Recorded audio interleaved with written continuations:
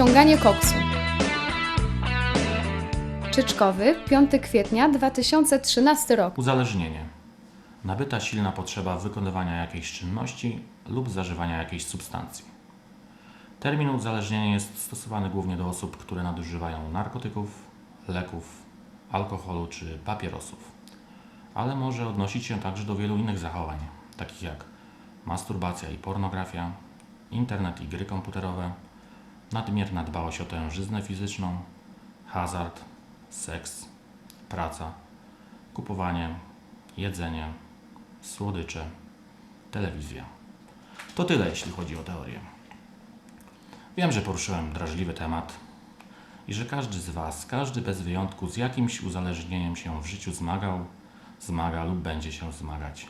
Dlatego też chcę udzielić Wam dzisiaj cennej wskazówki, jak sobie poradzić, gdy coś Was już dopadnie. Walka z uzależnieniami nie jest łatwa. Trzeba mieć ale to bardzo silną psychikę, żeby sobie z tym poradzić. Pewnego dnia moja bardzo silna psychika wysłała do mnie sygnał. Stop, człowieku! Walcz z uzależnieniami. A jeśli już nie dajesz sobie rady, to ogranicz je wszystkie. Do jednego. Wybierz sobie jedno i pozostań tylko przy nim. I dodatkowo rób to z umiarem. Ciężko było się zdecydować, wszakże masturbacja jest całkiem fajna. Słodycze, miami, że o alkoholu nie wspomnę. A kupowanie to już absolutny obłęd, zwłaszcza słodyczy, alkoholu, no i całego szeregu ciekawych gadżetów wspomagających masturbację. Okej, nie będę się może zagłębiał w ten temat, bo okaże się, że jestem staroświecki. I tak, drogą eliminacji bardzo trudnych wyborów doszedłem do tego uzależnienia, które sprawia mi najwięcej przyjemności. Wybór padł na wciąganie koksu. Koks wciągałem od dzieciństwa. Pamiętam, gdy płacząc pytałem ojca: tato, dlaczego ja mam gorzej niż inne dzieci? Ty wciągaj, nie gadaj, odpowiadał.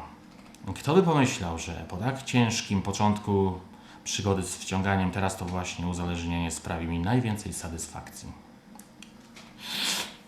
O! Nos mnie szwandzi. Znak, że właśnie naszła mi ochota. Wciągnę sobie trochę. Aha, i pamiętajcie o mojej radzie. Wszystko z umiarem.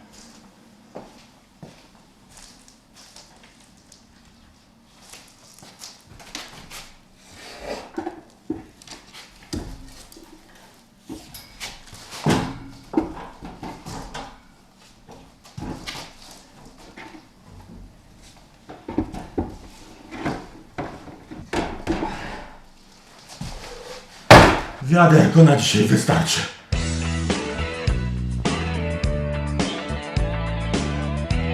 Wystąpił montaż,